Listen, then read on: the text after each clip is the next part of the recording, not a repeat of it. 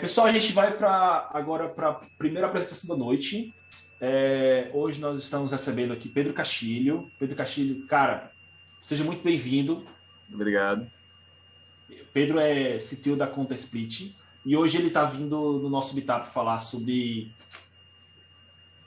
como vocês estão vendo já na tela, né? Evoluindo aplicações com a OTP. Um tópico muito interessante. Pedro, fica à vontade, o meetup, o 12º meetup da Lux é todo seu. Boa. Bom, eu vou estar apresentando essa talkzinha hoje, Evoluindo Aplicações com a OTP, que algumas pessoas aqui talvez tenham visto, que foi, na verdade, a talk que eu fiz para a CodeBeam Brasil. Só que eu acabei calculando um pouquinho mal o tempo assim, da apresentação e eu não consegui realmente finalizar ela lá. Então, o Joel, na verdade, me ofereceu hoje o espaço aqui para eu terminar a apresentação, como eu não consegui da outra vez. Essa apresentação é um pouquinho longa, na verdade, então talvez eu vá pular algumas partes dela que eu aprofundei mais na CodeBeam e tal, mas não se preocupem que eu vou tentar fazer isso tão coerente quanto possível.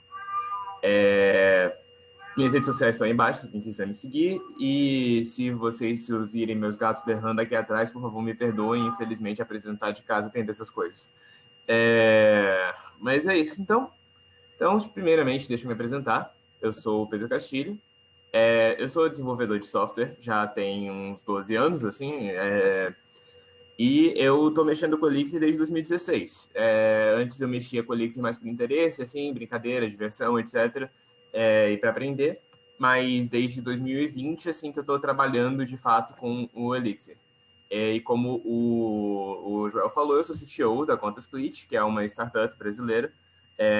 Sim, você vê uma pessoa falando assim, nossa, sou o CTO de startup, parece uma coisa muito pomposa, muito incrível, mas na verdade, assim, o que CTO de startup significa é pau para toda obra. Tipo, você está numa empresa que está começando e que ainda não tem tanta gente assim para estar resolvendo os problemas, então no fundo o que vai acontecer é que você tá ali, tipo, da infraestrutura tá pegando fogo, tá lá você resolvendo. Tipo, precisa desenvolver front, precisa desenvolver back, tá lá você desenvolvendo.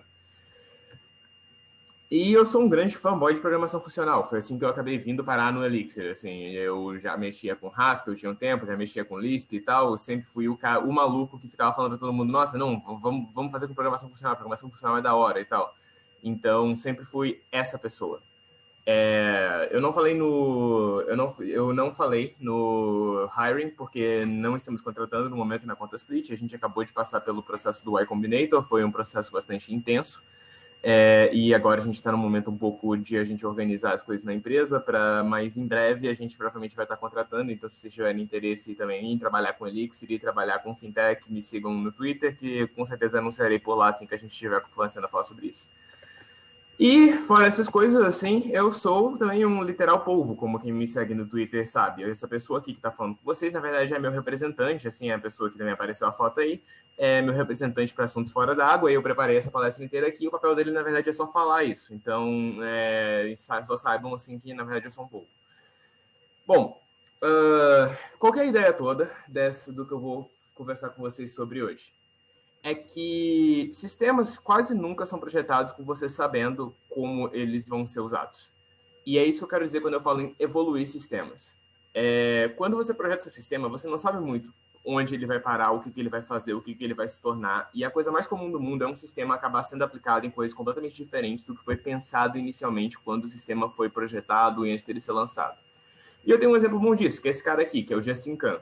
O Justin Kan, ele criou esse site aqui, que talvez alguns de vocês tenham usado para assistir futebol, assim, sem ter que pagar o pay-per-view, que era o Justin.tv. O Justin.tv, na verdade, ele não começou como esse site de streaming. Ele começou como um site de o que o pessoal chamava lá no começo dos anos 2000 de livecasting. Que a ideia toda era você usava uma câmera assim vestível e você deixava as pessoas verem a sua vida assim 24 horas por dia e comentarem sobre, e fazerem coisas, e deixarem você fazer coisas e mandarem você fazer coisas, etc. No final, o site inteiro ele começou com meio que uma ideia desses caras na universidade, assim, cara, e se a gente fizesse um esquema de mostrar a vida do Justin assim o dia inteiro? Então por isso que era Justin.tv. E, bom, qual que era o problema inicialmente que eles queriam resolver quando eles estavam fazendo Justin.tv? Era que não existia infraestrutura de streaming ainda. Tudo que a gente conhece de infra de streaming ainda não tinha, sabe? O YouTube não tinha surgido ainda. Tipo, não tinha, vídeo na internet ainda era um grande mistério, assim. Então, o que os caras fizeram? Vocês podem ver aí essa câmera que ele está usando, esse microfone e tal, no boné. Essa não foi a primeira versão, na verdade. Eles montaram um negócio inicialmente super improvisado, assim, que ele era uma maleta, assim, de carteiro que ele carregava com um laptop dentro e etc. E, tipo, era uma gambiarra gigantesca, assim. Eu já vi, tem talk dos caras explicando na internet e tal. Mas no final eles conseguiram meio, eles foram um dos primeiros clientes da AWS também, inclusive, porque, enfim, no início eles processavam tudo em um servidor só, que é um servidor que um dos caras montou, assim, e, tipo, não tinha AWS ainda, você não alugava um servidor nessa época, você tinha que montar um servidor na sua casa e tal, e arrumar um IP estático, etc. Mas no final eles conseguiram montar uma gambiarrona lá, que eles conseguiam streamar um canal 24 horas por dia. Só que esse negócio de um canal 24 horas por dia não deu certo por muito tempo, porque eles perceberam logo que, assim, tá, dá para assistir a vida do cara e tal, mas a gente não vai crescer tanto de usuários com isso, não é tão interessante assim. Então, eles montaram o Justin.tv, que eu acredito que muita gente aqui tenha conhecido, que ele era um site que qualquer pessoa podia criar um stream e podia mostrar conteúdo por lá. Isso também é na época que, assim, o YouTube não tinha streaming ainda, mas eles pegaram essa infra que eles criaram e eles reaplicaram ela, e aí foi o momento em que eles começaram a usar a AWS, foram um dos primeiros clientes da AWS, inclusive, isso foi na época que a AWS foi lançada. Eles começaram a usar a AWS para fazer a questão de processar os vídeos e conseguir ter uma capacidade maior aí do que eles conseguiriam montar num servidor por conta própria. Então, beleza. Tiveram que pegar todo esse esquema de streaming que eles montaram e adaptar isso agora para vários canais. Então, você tinha 60 canais em junho de 2007, que eles estavam rodando lá 24 horas por dia. Só que aí o Justin.tv começou a ter um problema muito grande, que era que as pessoas usavam ele para streamar conteúdo pirateado, conteúdo com copyright. E isso acabou virando o maior caso de uso deles. Então, eles tinham um problema muito grande aí, que era que eles tinham que arrumar um jeito desse site dar dinheiro, de esse site poder se sustentar, só que sem que eles estivessem violando o copyright sendo processados. Então, para resolver isso, eles resolveram dividir esse site que eles fizeram, que no momento eles tinham, era tipo um site que você podia streamar qualquer coisa, mas eles resolveram dividir em duas aplicações. A primeira dessas foi o Social Cam, que talvez algumas pessoas aqui tenham chegado a usar. Que a ideia do Social Cam era o quê? Eles viram o sucesso que o Instagram tinha feito lá para 2008, 2009, e eles pensaram, cara, e se a gente fosse o Instagram do vídeo? E se a gente fosse um lugar para as pessoas fazerem vídeos assim curtos e que elas vão postar e os amigos delas vão ver e todo mundo vai achar muito legal e vai ter like, da hora. E acabou que assim, o Social Cam, ele não deu tão certo assim. Mas eles tiveram outra subdivisão que aconteceu aí, que deu muito mais certo, que foi o Twitch.tv, que eu acredito que alguns de vocês conheçam. Esse aí, inclusive, foi o primeiro logo do Twitch, que foi o foco na outra seção relevante que eles tinham, que não era conteúdo pirateado, que era de gente streamando games. Que na época ainda era uma coisa que não era tão comum assim, eram poucos streamers, era pouca gente, as pessoas não pensavam nesse negócio de streaming. E em 2014, o Twitch.tv se tornou a quarta maior fonte de tráfego da internet. Em 2016, eles lançaram microtransações e assinaturas e todas aquelas coisas que eu imagino que quem vê stream de games já conhece aqui, e finalmente conseguiram monetizar de um jeito que não envolvia eles violarem direito autoral, alheio, etc. E vocês conseguem imaginar, provavelmente, como que isso mudou assim, os requisitos do site. Desculpa, a gente está tocando meu interfone aqui. Mas eu imagino, assim, acredito que vocês devem conseguir imaginar. Eu vou buscar para ele, tá? Só um segundo, eu vou descer aí buscar. Tá? Só um instante, gente. Eu acredito, assim, que vocês devem conseguir imaginar como que você partir daquela escala ali de você ter um canal 24 horas por dia para você ir para vários canais 24 horas por dia, eventualmente você tem que integrar com microtransações, assinaturas, você virar um serviço de streaming de jogos e tudo virar voltado ali às coisas que os gamers queriam no site e tal. Tudo isso mudou bastante. Então, embora você esteja construindo em cima daquela mesma base, que no final é você ter o sistema de streaming, você ter um sistema de streaming robusto ali, que, tipo, você no começo, você não está sabendo quais são os requisitos que você vai ter que atender no final, quando você realmente tiver um produto rentável, quando você realmente tiver alguma coisa que funcione ali. E hoje em dia, é muito fácil você construir um sistema que tem alcance global. Então, vamos parar para pensar lá no início, que eles meio que tiveram que montar todo o esquema de streaming deles quase que do zero, sendo que hoje em dia você consegue essencialmente tirar essa prateleira, sabe? Então, mais ainda, você vai estar construindo sistemas ali que no início você vai estar fazendo uma coisa relativamente complexa e depois de um tempo você não vai saber onde aquele sistema vai estar. E você precisa que as suas decisões no início não impeçam você de você seguir crescendo. Então, a pergunta de verdade é como é que a gente minimiza essa dor dessa evolução do sistema, de você garantir que seu sistema consiga atender a requisitos que mudam à medida que ele vai sendo usado. E a nossa ferramenta, claro, estamos no Elugce, é a gente usar a base assim, em cima da qual a Erlang é construída, que é a BIM e a OTP, que é a Open Telecom Platform, que talvez não seja muito claro para todo mundo assim, o que exatamente é a OTP, embora a gente sempre fale tipo, sobre a OTP, não sei o que, etc. Então, a OTP é um conjunto de bibliotecas e de princípios de design em Erlang para a construção de sistemas distribuídos software real-time de alta disponibilidade. Tá bom, software real-time de alta disponibilidade distribuído, um monte de buzzword aí. O que isso significa na prática? Bom, quando o Erlang começou a ser criado lá em 1986, o que era um sistema que precisava ter alta disponibilidade e ser software real-time? E afinal, o que essas coisas significam? Bom, você tem alta disponibilidade, eu acho que é mais claro, é que o seu sistema tem que estar disponível o tempo todo, quer dizer que, tipo, se alguém entra em contato com o seu sistema, tem que receber uma resposta. E a parte de software real-time significa que essa resposta é imediata, ou pelo menos tão imediata quanto possível, no sentido de que um sistema que ele é hard real-time é, por exemplo, um sistema de um avião que ele precisa ativar algum circuito lá dentro de X milissegundos. Ele realmente tem um limite de tempo, de quanto tempo ele pode ser ativado, senão o avião cai, por exemplo. Já o software real-time não é isso. Software real-time é tipo, beleza, o seu cliente está lá esperando que a sua resposta seja efetivamente instantânea, ou pelo menos extremamente rápida, mas não tem um limite ali. Se ele precisar esperar 1 segundo ao invés de 0,5 segundo, ninguém vai morrer, não vai cair o mundo. Bom, por que a questão de alta disponibilidade de software também é importante? Porque em 1976, e até relativamente pouco tempo atrás, e até hoje, em muitos casos, os sistemas funcionavam na metáfora que a gente chama de processamento em lotes, que é que você tem vários usuários entrando em contato com um operador, ali esse operador pode ser uma pessoa, pode ser uma API, pode ser um sistema, etc., que vai começar a criar batches de serviços, assim, e que no final, o que está sendo representado aí pelo computador, mas que pode ser um banco de dados, outras coisas, ele vai processar esses serviços que precisam ser feitos. Isso é uma metáfora que muitos sistemas funcionavam por ela até relativamente pouco tempo atrás. Então, eu acho que uma analogia que funciona muito bem e que é uma analogia assim, do dia a dia da gente é a questão dos pagamentos. Porque por que você, quando você faz um TED ou um DOC, você tem que esperar o dia seguinte, ou quando você paga um boleto? Porque lá por trás do banco tem um sistema em lotes. Lá por trás do banco tem um sistema que todo dia ele está pegando todos os TEDs do dia, então provavelmente tem uma API ali, alguma coisa que está registrando em um banco de dados os TEDs que tem que ser feito no dia, e aí, sei lá para meia-noite rola um cron job assim, que vai ir no banco de dados e buscar todos os TEDs que tem que ser feitos naquele dia e processar eles, sabe? Muita coisa mesmo funcionava assim. Só que, hoje em dia, as pessoas não esperam mais isso. Hoje em dia, as pessoas não esperam mais o TED, as pessoas não esperam mais o DOC, as pessoas esperam o Pix. Você vai transferir ali instantaneamente, a pessoa vai receber na mesma hora. E, se vocês esperam para pensar, as pessoas esperam isso em tudo. Então, por exemplo, para dar exemplos bobos, sabe? É uma coisa que é muito besta, mas que todo mundo ficou muito, assim, é quando as redes sociais começaram a ter questões como, por exemplo, contadores de likes e tal, que atualizam em tempo real. Então, ao invés de você dar refresh na página, se você recebe um like, você já recebe uma notificaçãozinha ali, você já recebe. Tudo isso são coisas software real-time. E que você tem que ter uma alta disponibilidade, de certa forma, ali também. Tipo, você espera que a rede social esteja online o dia inteiro. Você não espera que, sei lá, você vai entrar no Twitter às 11 da noite e o Twitter vai dizer, não, estamos fora do ar, sabe? Isso era uma coisa que até acontecia um pouco com alguns sites, tipo, algum tempo atrás, mas hoje em dia ninguém espera mais isso.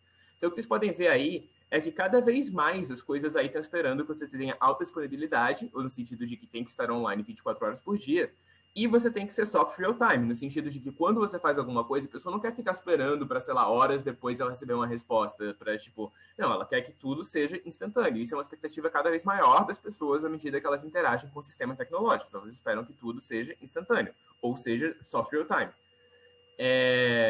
Mais uma vez, assim, tipo, como eu falei, o sistema financeiro, as pessoas esperam que seja um software real-time, que é o caso do Pix. Redes sociais, as pessoas esperam que tenha algumas features software real-time, no sentido de, por exemplo, você postar no Twitter e quando seus amigos começarem a comentar no seu tweet, você já vê imediatamente. Ou, por exemplo, você postar no Facebook e você receber notificações imediatas quando as pessoas estiverem comentando no seu post. Mensagens instantâneas, é um sistema software real-time. Você manda uma mensagem para alguém no WhatsApp, assim, a ideia é, pelo menos, que a mensagem chegue na pessoa tão rápido quanto possível. Streaming também é um problema software real-time clássico, assim, no sentido de que se o sistema começar a ter uma demora ali, para entregar os pacotes, a imagem vai começar a desestruturar e, eventualmente, a pessoa não vai conseguir mais assistir. Então, o que está acontecendo é que, cada vez mais, os problemas que a gente está resolvendo estão se tornando o tipo de problema que o Erlang e a OTP foram feitos para resolver. E isso, voltando ali um pouco para aquela questão da dor da evolução dos sistemas, indica que, para a gente, a base ali da BIM, da OTP, isso tudo vai dar um suporte para a gente em termos de resolver esses problemas, que pode ajudar a gente com essas dores. Mais uma vez, assim, questão de sistemas distribuídos, talvez ela seja um pouco mais nebulosa e tal, e pareça que sistemas distribuídos são uma coisa muito acadêmica, muito diferente, mas a verdade é que sempre que você tem microserviços, ou que você tem até um cliente, um servidor, ou seja, um front-end ali, que está atualizando em tempo real, você tem um sistema distribuído, no sentido de você tem duas partes ali, que elas interagem de uma forma em que elas se comunicam entre elas, e você tem que garantir aí uma certa coerência nessa comunicação. Então, assim, resumindo as características, são sistemas em que a gente não sabe quando eles vão receber mensagens, que eles dependem de componentes aí, que tipo, podem falhar independentemente. Então, por exemplo, o seu front-end, o seu servidor pode estar fora do ar. Se você tem microserviço, você tem que levar em consideração que algum microserviço pode estar indisponível por qualquer motivo. Tudo isso são casos que têm que ser tratados. Uma coisa que também acontece cada vez mais é que você está lidando com código que você não controla. Então, você tem uma API externa, você tem um serviço manager em alguma cloud, por exemplo. Você tem um código legadão lá que você isolou ele através de uma API. Tudo isso também torna o seu sistema, de certa forma, distribuído, no sentido de que você tem nós isolados ali que se comunicam entre eles. Isso não é uma definição muito acadêmica de sistema distribuído, mas tem características parecidas, tá, gente? Os usuários do sistema esperam que uma resposta seja tão imediata quanto ela puder ser, como eu falei, e se não for possível ter uma atualização imediata, pelo menos os usuários esperam que eles tenham atualizações constantes ali, que agrega aí na característica do software real-time, que você espera que tenha push notifications, que você tenha alguma dashboard que se atualize em tempo real, qualquer coisa. As pessoas querem muito essa coisa do tempo real. Então, voltando para o nosso problema, considerando que a maioria dos problemas que a gente quer resolver hoje em dia na computação são sistemas, de certa forma, distribuídos ou análogos a distribuídos e software real-time. Bom, antes de a gente poder falar sobre como a gente resolve esses problemas, a gente tem que resolver um problema que é comum a todos os sistemas, que é você ter uma manutenibilidade mínima. E uma parte do que eu chamo de manutenibilidade mínima aí é você conseguir manter o seu sistema sem você ficar se perdendo em detalhes irrelevantes. E aí a gente pode falar um pouco da questão do bike shedding, que é que uma organização ela tende a gastar um tempo desproporcional em problemas triviais. Porque, em geral, os problemas que são mais triviais, é mais fácil você discutir eles do que os problemas complicados. Então, um exemplo até que traz o nome do bike shedding é a construção de uma usina nuclear, em que a equipe encarregada acaba passando muito mais tempo discutindo o bicicletário da usina do que a usina em si, porque você tem muito menos questões difíceis para você discutir em relação ao bicicletário. O Elixir ajuda a gente bastante em relação a essa parte de evitar o bike sharing e realmente focar nas questões importantes do sistema, no sentido de que a gente consegue ter ali a formatação do código automática. Então, formatação do código, você vai usar espaço, vai usar tab, não sei o que, sempre uma discussão infinita. Você só rodar um mix format ali é uma coisa que realmente, assim, as pessoas muitas vezes não acreditam o quanto de tempo isso economiza na sua vida. Você manter uma padronização mínima ali, então você tem o Gradle para ajudar nisso, e você ter testes automatizados integrados com alguns CI são coisas que vão ajudar você a, vamos colocar assim, mitigar esses problemas que são comuns a todo o sistema e você realmente poder focar nos problemas que têm a ver com distribuição e software real-time, que são o que a gente realmente quer falar sobre. O próximo ponto é uma questão em relação ao que eu diria que é a essência da arquitetura funcional. E aí é que entra o fato do Erlang e do Elixir serem linguagens funcionais e no que eles podem ajudar a gente nisso. Uma brincadeira que o pessoal sempre faz em relação à programação funcional é que a programação funcional não tem exatamente patterns como tem na programação orientada a objetos. Tanto que tem esse slide do Scott Vlaskin, já muito famoso aí, que eu fico um pouco preocupado às vezes quando eu mostro esse slide, porque eu acho que as pessoas vão levar ele a sério, sendo que ele é uma piada, tá, gente? Tanto que no slide seguinte o Scott fala, não, gente, padrões funcionais existem, é só que eles são diferentes e tal. Mas, assim, eu acho que tem um padrão que é extremamente importante na programação funcional, que é a ideia de núcleo e interface. E aí, assim, vocês podem dizer que esse padrão, ele é várias outras coisas, que seria, tipo, responsabilidade única ou inversão de dependências, etc. Mas eu gosto de falar só assim, núcleo e interface. Que é a ideia de que você quer separar como que o seu sistema vai ser acessado de o que o seu sistema faz, de verdade. Então, você não quer saber se tipo, o seu sistema vai ser acessado por uma página web, se vai ser uma API REST, se vai ser um GraphQL, se vai ser um WebSocket, se vai ser um SOAP, e Deus tenha piedade da alma de vocês se alguém for acessar o sistema de vocês por SOAP. Mas, assim, você quer separar isso do núcleo, que é realmente o que seu sistema faz. E esse é um dos aspectos mais importantes, assim, de você conseguir evoluir qualquer sistema. No que a OTP vai ajudar a gente nisso? Bom, eu gosto de dar um exemplo aí, que é o exemplo de como o Phoenix funciona. Então, a gente tem aí esse gráfico mostrando um pouquinho como que o pedido ele trafega pelo Phoenix. E eu acho que ele fica um pouco mais fácil de explicar se eu vier para essa versão colorida aqui. Então, o que acontece? A gente tem, na verdade, 3 partes importantes aí, que elas fazem parte de como o Phoenix processa um pedido. Então, a primeira coisa que acontece é que chega um pedido TCP ali na sua máquina. Vai ter um cara rodando ali dentro da BIM chamado Ranch. O Ranch, ele é um pool de acceptors. Um acceptor, ele pode ser qualquer coisa, né? Eles vão colocar assim, ele é um processo que quando chegar um pedido nele, ele vai rodar uma função para processar esse pedido. Então, pensa que ele é um módulo que tem que implementar um behavior ali, aí o Ranch vai criar um monte de processos que vão ficar esperando e quando chegar um pedido, vão aceitar esse pedido e rodar essa função dentro dele. Então, chegou um pedido, o Ranch escolheu um acceptor. Aí, dentro do Ranch, normalmente, quando você está usando o Phoenix, você está rodando o Cowboy. A princípio, você pode usar outros servidores por baixo do Phoenix, mas normalmente é o Cowboy, o default é o Cowboy. O que acontece? O Cowboy ele vai interpretar o pedido HTTP ali, e ele vai passar isso para uma função de um módulo chamado plug.cowboy.adapter, que vai formatar o pedido, e aí vai criar um plug.com. E aí isso sai da mão do Cowboy e agora entra na mão do Phoenix. E esse plug.com é a estrutura de dados que chega no seu endpoint do Phoenix ali que você processa daí por diante. O que eu gosto que a gente observe nesse caso aí é a questão desse cara aqui. Que pensa que, tipo, o endpoint aqui, ele não precisa fazer ideia de como que esse plug.com foi formado. Ele não precisa saber de nada desse processo aqui inteiro que aconteceu na parte laranja. E essa que é a parte realmente importante de como que isso funciona. O lado laranja da barreira, ele lida com questões que são comuns a toda conexão. Então, vamos voltar aqui. Vamos supor que chegasse um pedido TCP aqui que fosse inválido, que fosse mal formatado. Cara, esse lado, o lado cinza da barreira, ele não precisa saber nada sobre TCP. Ele não precisa saber como é a formatação de um pedido TCP. Ele só precisa saber como processar um plug.com. Como esse plug.com chegou lá, não é importante. Tanto que, por exemplo, suponhamos que eventualmente a gente saia, por exemplo, do HTTP, tipo, a gente não esteja mais usando o HTTP 1.1, por exemplo, a gente esteja usando o HTTP 3, que ele não é nem baseado em TCP, ele é baseado em um outro protocolo ali da camada de transporte. Nesse caso, o Phoenix não precisaria mudar em nada. O Phoenix não precisaria saber de absolutamente nada sobre como que isso é feito. Então, assim, o lado laranja da barreira ele lida com questões em que ele não precisa saber qual é o conteúdo da mensagem HTTP, ele só precisa saber que existe um pedido TCP válido aqui. No final, o Cowboy, na verdade, o Cowboy é que ele precisa saber como que é o pedido HTTP, mas o Ranch aqui, por exemplo, não precisa saber, só precisa ser um TCP válido.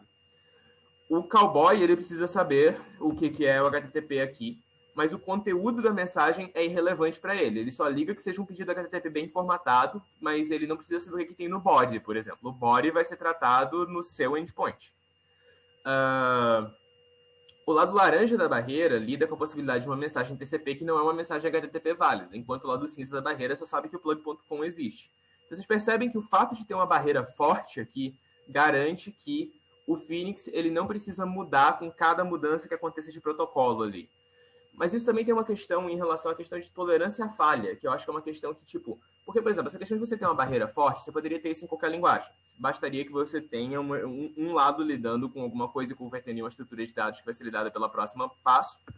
A diferença aqui é que, como a BIM, a OTP deixam você lidar com a abstração de processos ali, como é um processo lidando com cada pedido TCP, se aquele pedido é mal formatado, o lado laranja ele pode simplesmente morrer o acceptor, que o lado cinza não liga. O lado cinza não precisa nem saber disso. O lado cinza não precisa nem saber que existiu um dia um acceptor ali que tentou lidar com um pedido que deu problema. O lado cinza, por sua vez, ele não precisa se preocupar com prejudicar o processamento de novas conexões, porque do momento em que o unplug.com chegou nele, rolou já um handoff ali, no sentido de que o lado laranja entregou o lado laranja entregou ali para ele uma estrutura e nada que ele fizer vai prejudicar o processamento. Finalmente, a questão é que se o processamento do lado cinza morrer, se tiver um erro dentro do seu servidor do Phoenix, o seu cliente ainda não vai ficar ali esperando para sempre, porque você tem ali o phoenix.controller.pipeline.cat, assim, que é uma função que no final roda ali em última instância se tiver uma exceção que não foi tratada de jeito nenhum, que ela vai dar uma resposta para o lado laranja e vai garantir que o seu cliente não fique ali esperando para sempre. Então, isso tem várias implicações muito importantes, que é que você tem dois lados completamente isolados aí, no sentido de que o processamento em um não interfere com o processamento no outro, mas, ao mesmo tempo, você não precisa se preocupar que se o processamento morrer dentro do lado cinza da barreira, do lado do Phoenix, de fato, seu cliente não vai ficar na mão. Então, você percebe que essa barreira, o contrato forte que existe nessa barreira, ele garante que você tem uma aplicação ali que tem duas partes que elas podem evoluir independentemente, você não precisa se preocupar com você, ficar pensando muito sobre o que acontece em uma na outra. Idealmente, para você minimizar a dor da evolução de um sistema que é distribuído em software real-time, você quer construir esse sistema como um conjunto de componentes independentes com essas barreiras bem pensadas para garantir a coerência na comunicação. Então, voltando para essas características que a gente falou, vamos adicionar aí que cada módulo deve ser construído como um servidor. E se você parar para pensar, realmente, assim, você pode pensar ali na relação que existe entre o Cowboy, o Ranch e o Phoenix como uma espécie de servidor recursivo. Pensa que, o Phoenix está agindo como um servidor ali para o Cowboy. O Cowboy recebe o pedido TCP do Ranch, o Cowboy faz um processamento ali, e aí ele pede para o Phoenix, faz o teu resto aí, só espero que você me dê uma resposta. Igualmente, assim, se um negócio falha ali na camada do Cowboy, a falha para na fronteira dele. A falha nunca chega no Phoenix, e como o Phoenix age como um servidor ali, para ele só nunca chegou um pedido. E do momento que você começa a pensar em barreiras, você começa a perceber que isso não vale só para você lidar com questões internas do seu sistema, como é aí o caso do Phoenix e do Cowboy. Seu sistema tem que lidar com serviços externos. Então, mais uma vez, quando a gente está falando de APIs, serviços managers, os legados ali, é mais uma barreira, cara. É mais um contrato ali que você tem que ter no seu sistema.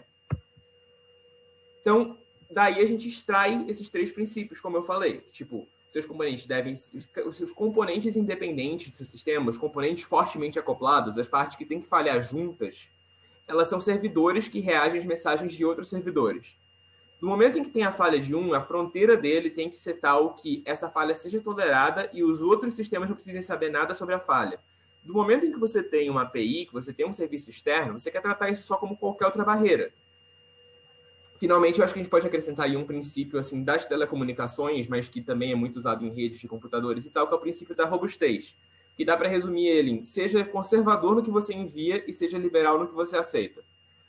Se chega alguma coisa que você não tem como processar de jeito nenhum, não é para você morrer, não é para você crashar, não é para você explodir. Assim como, por exemplo, no caso ali do Phoenix, pode chegar alguma coisa que ele não saiba tratar e ele dá alguma exceção, mas no final ainda tem o catch ali do Phoenix e vai garantir que ele mande alguma coisa que faz sentido de volta.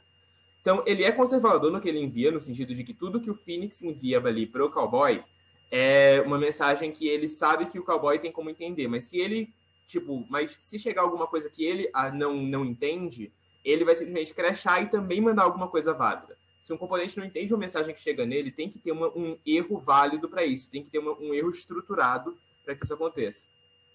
E isso a gente pode falar um pouco da questão de lidar com o inesperado.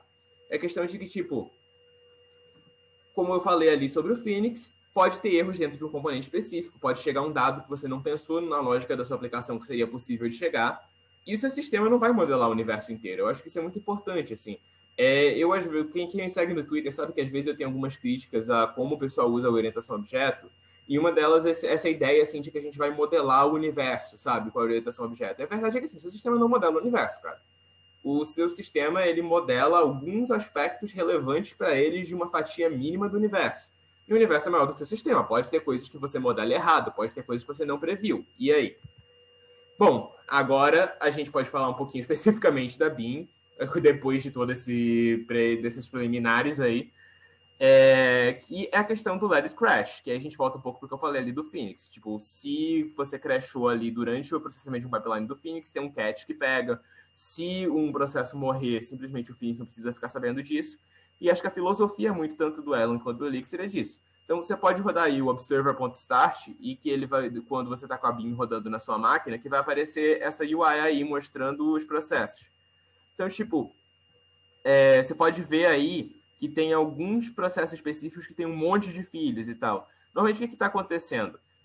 Aqui, por exemplo, cada filho desses, ele vai processar um pedido para o banco de dados. Se esse pedido para o banco de dados acontecer, você só deixa esse processo morrer, volta algum tipo de mensagem ali que você está tratando para quem pediu, mas quem pediu não precisa saber de nada dos detalhes de como você processou ali por dentro. Isso efetivamente é uma barreira.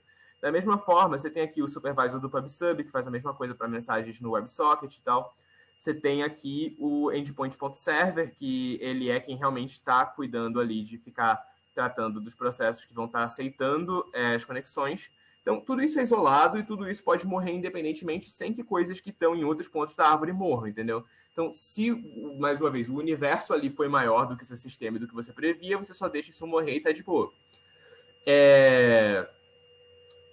Alguns casos, por exemplo, quando alguém está interagindo com o seu App Phoenix ali, vai ter um erro, pode ter um erro humano, pode ter um erro de código, e isso não deveria ser motivo para usuários menos do que a menor quantidade possível, assim, que precise de fato ser afetada por aquele erro ficar com problemas.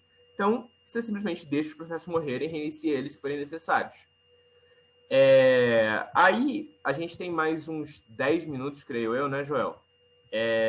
Que aí eu só queria falar um pouquinho exatamente de como vocês estruturam isso, tudo que eu falei, dessa introdução, assim, à filosofia de como vocês desenvolvem algo na BIM, usando, de fato, as ferramentas que ela te dá.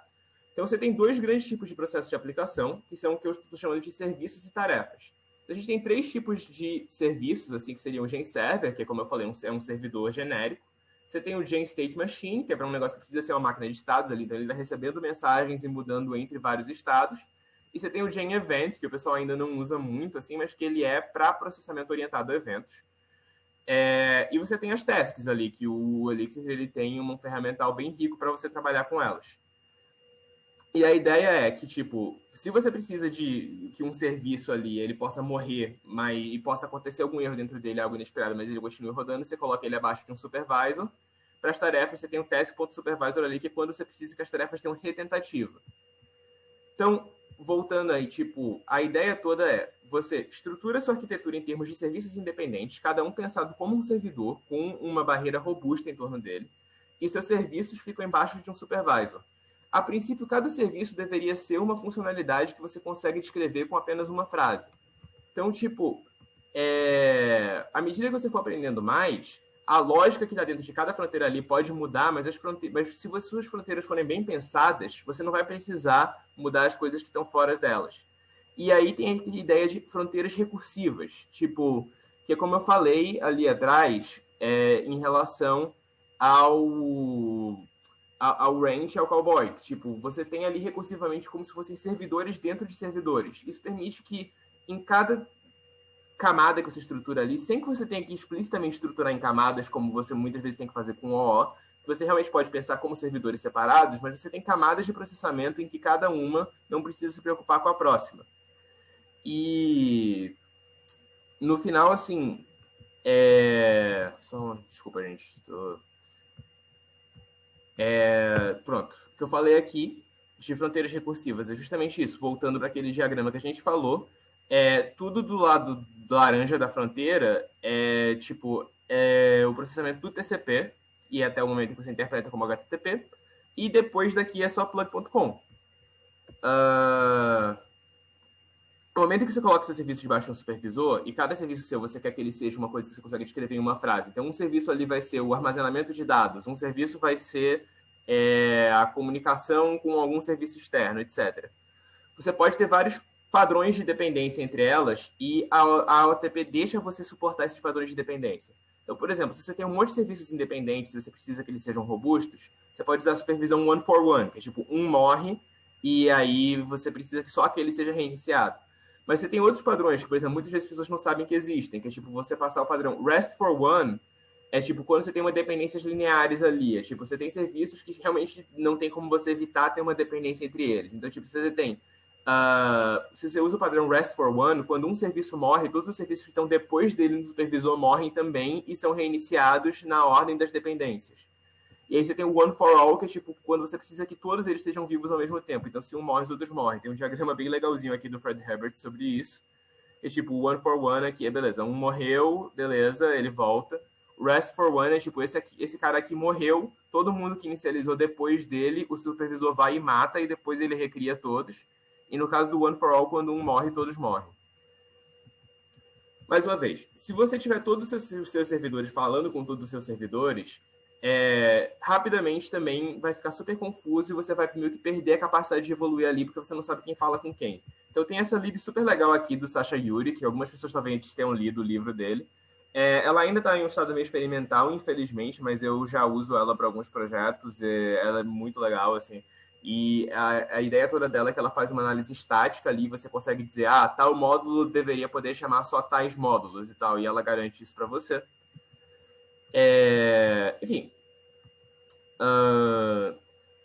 O que a gente quer evitar, no final, com todas essas práticas, é a gente evitar a gente ficar numa situação que eu chamo de monolito distribuído, que é quando você tem um sistema ali que ele tem os requisitos da gente de soft real time, de ser distribuído até certo ponto, mas ele não consegue distribuir efetivamente. Você tem serviços com dependências muito profundas uns nos outros, ele degrada de forma grave, múltiplos usuários são afetados por um erro que poderia afetar um usuário só, e ele precisa realmente ser sempre distribuído. Você precisa lidar com todas as questões de microserviços, que eu imagino que quem já configurou um Kubernetes sabe que não são poucos.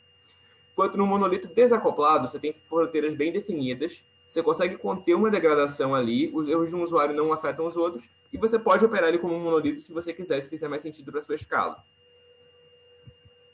Então, tipo, só passando rapidamente aqui, como eu falei, essa apresentação ficou um pouquinho longa, mas você consegue falar, minha aplicação deveria fazer X, deveria haver um serviço, um servidor ali dentro da sua aplicação que fizesse X. Você pode ter vários tipos de dependência e, portanto, tipos de fronteiras diferentes dentro da sua aplicação. Você ter serviços e tarefas é um framework muito poderoso para você pensar sobre um sistema, porque você tem coisas que são naturalmente serviços e servidores e coisas que são naturalmente tarefas.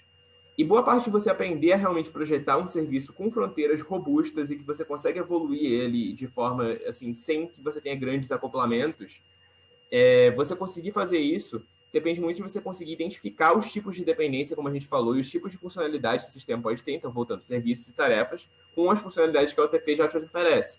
Porque isso é uma coisa assim, que eu acho que a OTP te dá, que eu não vejo muito em outros sistemas, sabe? Em outras linguagens, outros frameworks, outros sistemas, etc., que é que a OTP pensa muito nesses problemas, de como você constrói um sistema que ele seja operável, que ele tenha barreiras, que ele consiga evoluir. De certa forma, os padrões mais comuns de como você estruturar isso já estão lá e você já consegue aproveitar eles. Então, você aprender a usar eles é a chave aí. Eu só reiterando tudo, voltando ali para o caso do JSON.tv.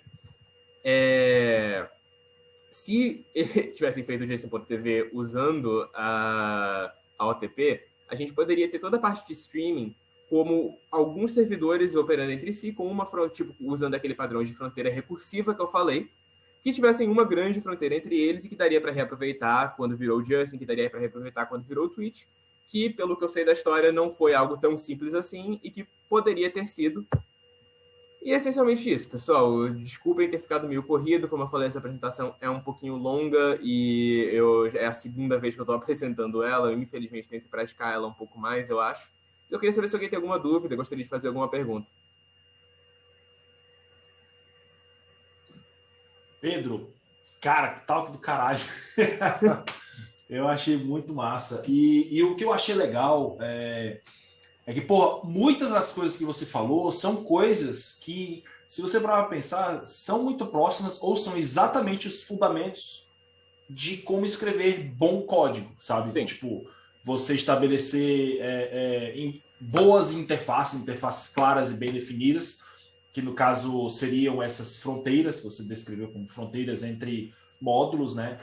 Ter um módulo como um serviço, ou seja, aquele módulo, eu emito para ele um pedido, uma execução de função, etc., e ele me serve alguma coisa, e essas essas boundaries, eu não sei como eu falo isso em português, mas esses limites muito bem definidos, essas fronteiras, isso ajuda muito você a, tipo, escrever teste, a fazer onboarding de outras pessoas que vão trabalhar naquele projeto, a pegar esse projeto e falar, pô, usa esse módulo aqui para resolver esse problema, etc. Cara, isso tem que estar onipresente em arquitetura de software, porque isso é o jeito... Eu vou falar uma palavra bem prepotente. Esse é o jeito certo de escrever software, pelo amor de Deus.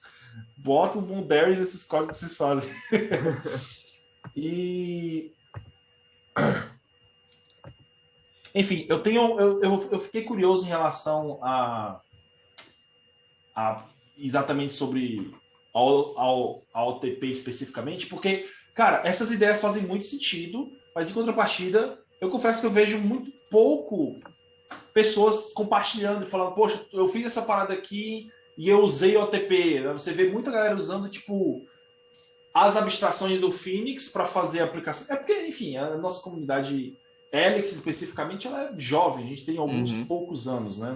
Acho que não tem nem 10 anos de maturidade. Mas eu vejo muito pouca galera usando realmente o OTP, que, na minha opinião, é incrível. Eu tive a chance de trabalhar um pouquinho com... Eu sou muito novo no Helix, né? Eu tive a chance de trabalhar com Phoenix Channels, e os Phoenix Channels, na verdade, é um Gen Server que envia e recebe mensagens, e aí eu tive um pouco de contato disso. E, enfim, vocês estão usando o OTP nos projetos de vocês, e eu queria saber como que, tipo, quais são os componentes do OTP que você está usando para colocar essas ideias em prática. Cara, de longe, assim, o componente do OTP que a gente mais usa é o GenServer, de fato. Toda vez, assim, que tem alguma coisa que precisa, de fato, tipo, guardar algum estado independente ali, que a gente tem alguma fronteira, no sentido, especialmente, tipo, lidar com alguma API externa, por exemplo. A gente tem muito comumente ali o caso de, precisa de alguma chave de API, né, para lidar com alguma API externa. Normalmente o que a gente faz tem um GenServer que ele lida com aquela parte específica da config, ele lida as configs dele, guarda no estado e tal. Então, um exemplo até concreto. Tem uma API que a gente usa lá na ContraSplit que eles precisam que a gente autentique com eles, e aí eles mandam um token para a gente que ele é renovado a cada 15 minutos, mais ou menos, esse token.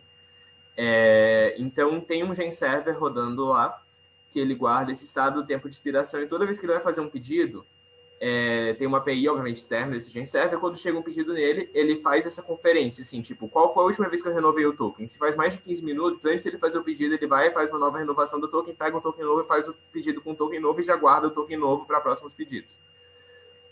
Isso é uma coisa que, assim, todo mundo que está de fora não precisa saber disso, tipo, a gente pode meio que fingir ali que a API, de fato, não tem essa peculiaridade de você ter que ficar renovando o token de tempos em tempos, e se eles, por exemplo, mudassem esse tempo de expiração, também seria zero preocupação para o pessoal de fora. Em geral, assim, a gente usa o GenServer de longe, a abstração da OTP que a gente mais usa.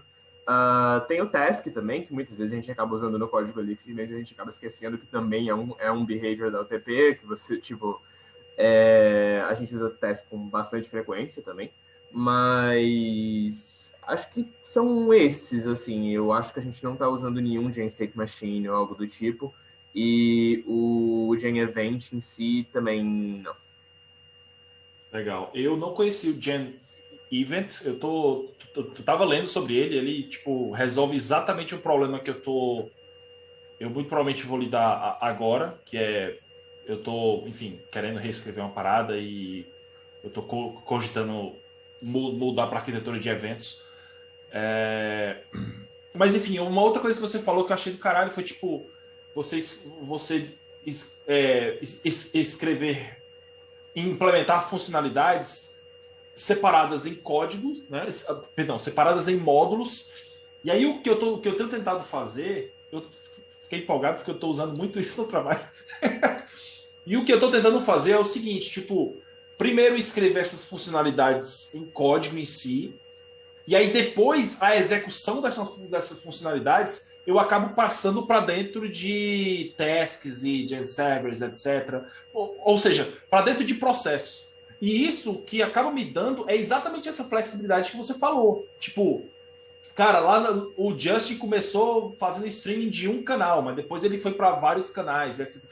Isso, cara, é o dia a dia do desenvolvedor, né? Então, tipo, Sim. você ter essa flexibilidade de mudar, na minha opinião, o principal benefício da programação funcional foi isso. Tipo, cara, evita ao máximo esse desacoplamento. Tem um cara que fala muito sobre isso, que é o Eric Normand, que ele fala sobre você escrever código que lida com a estrutura de dados, ao invés de ter side effects para todos os lados, né? Uhum. E aí, com isso você ganha essa flexibilidade. Pô, eu tenho que atualizar, eu tenho que adaptar o meu modelo de negócio para uma coisa, etc. Isso acaba tendo muita... Enfim, trazendo isso eu acho que isso é um padrão legal de programação funcional, no geral, assim. Isso é uma coisa que eu estava conversando até bastante no outro dia, né? Que teve a talk que eu fiz com a Ana, que foi sobre programação, foi uma matéria mais introdutória sobre programação funcional.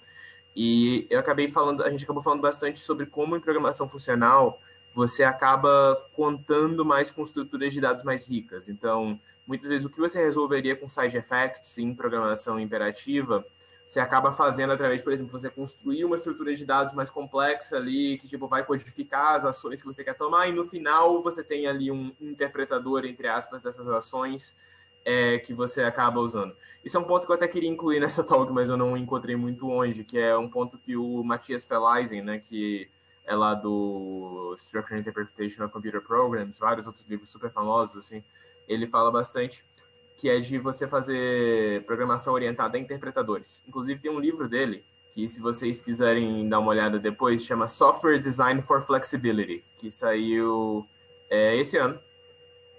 E ele é justamente sobre quais padrões você pode usar, especialmente voltados para programação funcional, para você criar sistemas mais flexíveis. E um dos que ele fala é justamente esse, de você, ao invés de você fazer todos os seus side effects em um lugar só, constrói uma estrutura de dados ali e tenha um lugar centralizado que faz seus side effects, vai agir meio que como um interpretador dessa estrutura de dados. Tipo, ele fala bastante sobre esse padrão e é bem interessante.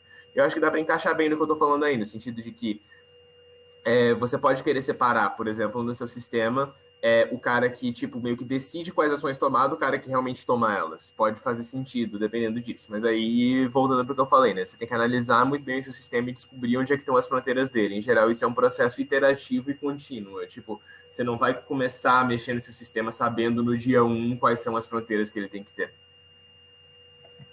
Sim, demais. Pessoal, a gente ainda tem tempo para mais conversas. Eu roubei a cena total falando um monte, mas ainda dá tempo para a gente... Enfim, quem quiser engajar na discussão, fica à vontade.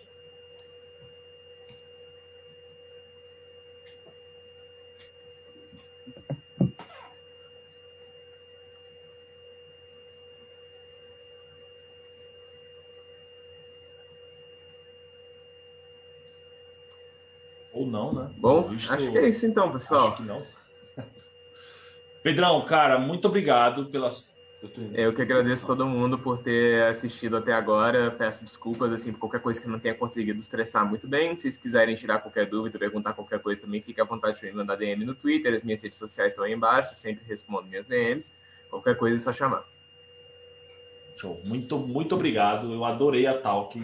E se eu puder fazer um jabazinho rápido, assim, como eu falei, provavelmente a gente não está contratando agora, mas provavelmente vamos abrir algumas vagas em breve, então me sigam no Twitter se quiserem ficar informados. Show. Tem um link para você, tipo, acompanhar as vagas ou alguma coisa ou não? Por enquanto não, porque, como eu falei, a gente ainda não abriu o processo de fato de contratação novo. Então, isso vai ser uma coisa daqui a um tempo. Como eu falei, eu vou anunciar pelo Twitter, vou anunciar pelo LinkedIn. Então, se quiserem, me sigam em qualquer lugar. Beleza. Bom, todo mundo te conhece, mas... o teu Twitter tá bem na cara de todo mundo, né? Exatamente. Beleza. Bom, muito obrigado.